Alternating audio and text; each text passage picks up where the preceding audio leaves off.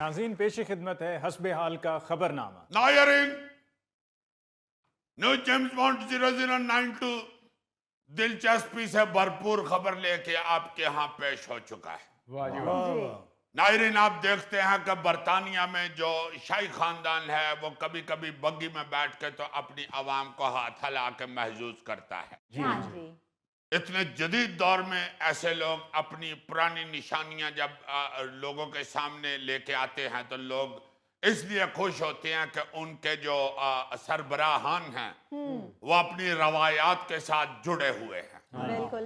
लेकिन जिस सरबराह की आज मैं बात आपको सुनाने लगा हूं जी। वो अपने आबा-ओ-अजदाद की रवायात से भी जुड़े हुए हैं, मगर हल्के हल्के पागल भी लगते हैं। जेम्स बॉन्ड पागल क्यों लगते हैं? वो पैदल सफर करते हैं। पैदल वाला ही हिसाब है गौरी साहब। चीन के हालिया दौरे के लिए शुमाली कोरिया के supreme leader Kim Jong on अपने आबा-ओ-अजदाद की मशहूर बख्तरबंद सब्ज ट्रेन पर सवार होकर चीन पहुंचे।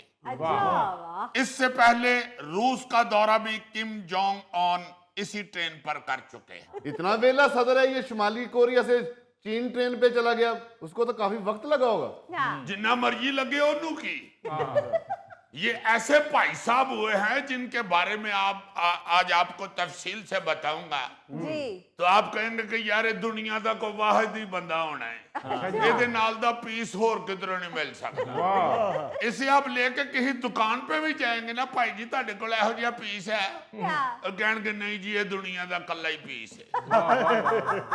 ना इस भाई ने कोई जलसे जुलसे करने होते हैं, ना इसने कोई मीटिंगें करनी होती हैं, ना इसने कोई सियासत करनी होती है, ना इसने कोई अपना टिकटॉक बनाया हुआ है, ना इसका कोई यूट्यूब चैनल है, ना ये सप वाली गेम खेलता है।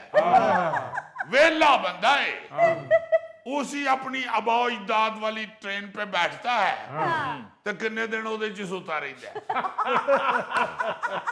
और वो आपको मालूम है कि बख्तरबंद ट्रेन है। जी जनाब, महफूज ट्रेन, ना उस पे कोई हमला हो सकता है, ना कोई ऐसी गल, ना ਉਹਦੇ ਚ दाल वाला चढ़ सकता है, ना ਉਹਦੇ ਚ ठंडी बोतल वेखदी है, ना ही ਉਹਦੇ ਚ कोई बंदा आके कहता भाई जी ऐ ते हो गया सदर, बाकी बंदे ते टिकटां चेक कराओ ना।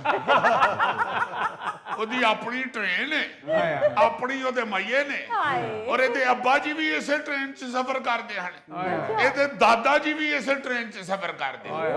और आप हैरान होंगे कि इसके दादाजी फौत भी इसी ट्रेन में हुए। और जब फौत भी हुए सन तो किसी ने जंजीर नहीं सी खींची। भाई जी ते असूल ही वखरे ने, ते हुण जिथे जाकर ट्रेन रुकेगी उत्थे ही लावांगे दादे होरां। मेरा ख्याल है दुआ ही करते रहते ने, या अल्लाह सानू चलते फिरते नू मौत आ जाए। नहीं तो ये जहाज में क्यों नहीं बैठते? इनको क्या तकलीफ है? बस पता नहीं डरते ने जहाज कोलो। इन्हां दे ज़हन च आंदा है कि एवें उत्ते जाके फस के ना चलन लग पवे। फिर किथे पायलट नू कहांगे इस तो पहले कि सारा ही रुक जावे, सानू ला दे थल्ले फटाफट। यार ये ट्रेन कोई मामूली ट्रेन नहीं है, ये बड़ी खास ट्रेन है और इसमें तमाम तरह फैसिलिटीज मौजूद हैं।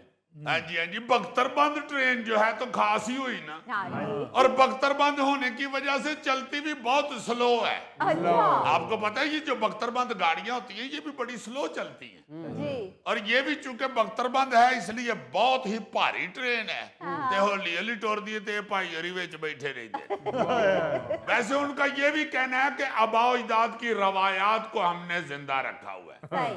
वैसे तो किम जोंग जितने लकीर के फकीर हैं, इस हिसाब से शुक्र है इनके बाप दादा ने किसी बग्गी या सालम टांगे पे सफर नहीं किया हुआ, वरना इन्हें आज कहना सी कि भाई जी मैं तो चीन टांगे ते ही जावांगा। मेरे दादाजी चूंकि पिंड टांगे ते जांदे हुंदे सन, इस वास्ते भावें चीन जिन्नी मर्जी दूर है टांगा करा लो, और उसके इर्द गिर्द कोई बुलेट प्रूफ तरपाल लपेट दो, मैं उसी में सवार होके जाऊं।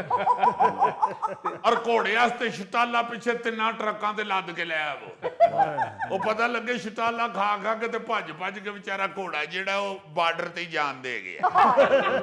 इन्हू ते चीन पहुंचने तक 250 घोड़ा लगना सी।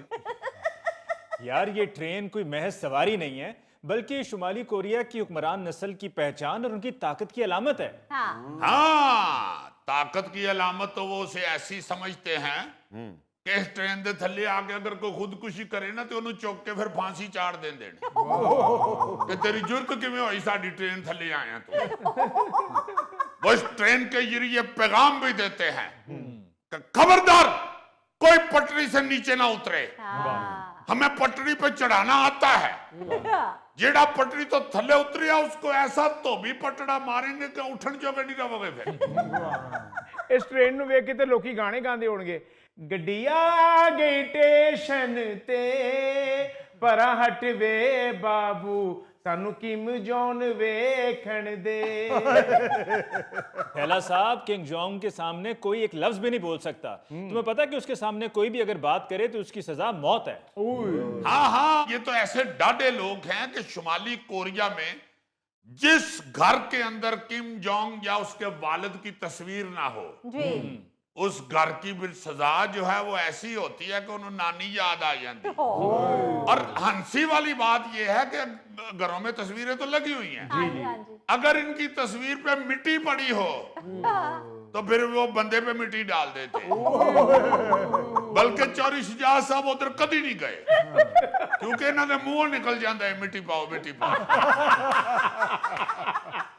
और फिर किम जोंग कहता भाई जी इन्हों ना इधर आन दियो, एवं किधरे साडी तस्वीर ते ना मिट्टी पा जान।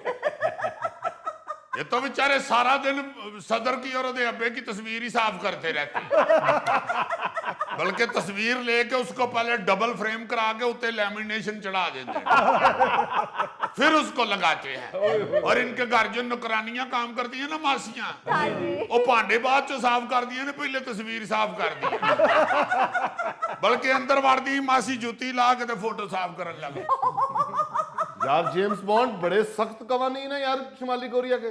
कवानीन तो इतने सख्त हैं कि वहां पर किसी को बैरून मुल्क कॉल करने की इजाजत नहीं। और अगर किसी ने बैरून मुल्क सफर करना हो तो उनको पहले हुकूमत से इजाजत लेना होती है। यार इतनी पाबंदियां इतनी पाबंदियां तो घर में बेगम नहीं लगाती जितनी ये पाबंदियां लगाती। हाँ, इतना तो चलो बीवी पूछ लेती है कि किथे जा रहे हो या क्यों जा रहे हो या कितने बजे वापस आओगे। ये तो नहीं होता कि खामद कहीं चला जाए तो वापस आए तो बीवी उन्हें कान फड़ा देवे। ओ भाई, वहां पर तो कोई अपनी मर्जी से कटिंग भी नहीं करवा सकता है। हज्जाम को पहले से बताना पड़ता है कि हुकूमत के मंजूर शुदा डिजाइन में से फलां डिजाइन वाली कटिंग कर दो। इस हिसाब से तो वहां का फिर आइडियल हेयर स्टार गोगे का ही बनता है। You are very right. अगले कहते होंगे भाई जी तुम टेंडी कर दे। मैं बाद जो मैं पछतांदा फिरा कि ओह 16 नंबर डिजाइन बनवाना सी 9 नंबर बनवा लिया। सीधा टेंड करा के दे आराम ना फिरो। और आप एक और चीज सुनेंगे तो आपको और ज्यादा मजा आएगा। वहां पे अगर फटी हुई जीन पहन के कोई निकले ना जी, ये आजकल रिवाज है ना फटी हुई जीने पहनने का। अगर कोई फटी हुई जीन पहन के बाहर निकले तो पुलिस वाले उसकी सारी जीन फाड़ देते, उसकी पैंट लीरो लीर कर देते और फिर घर बेचारा मलंग बन के जाता। और एक और आपको चीज बताओ, नीले रंग की जीन पहनना मना है वहां। वो कहते हैं जी कि ये अमेरिकी साम्राज्य की निशानी है। क्योंकि ये जो शुमाली कोरिया है ना जी, ये जनूबी कोरिया अमेरिका और जापान के साथ इतनी नफरत करता है कि अगर किसी के फोन में इन तीनों मुल्कों की कोई वीडियो नजर आ जाए ना जी, सजाए मौत है उसकी सजा। और अगर कहीं कोई किसी दूसरी जगह पे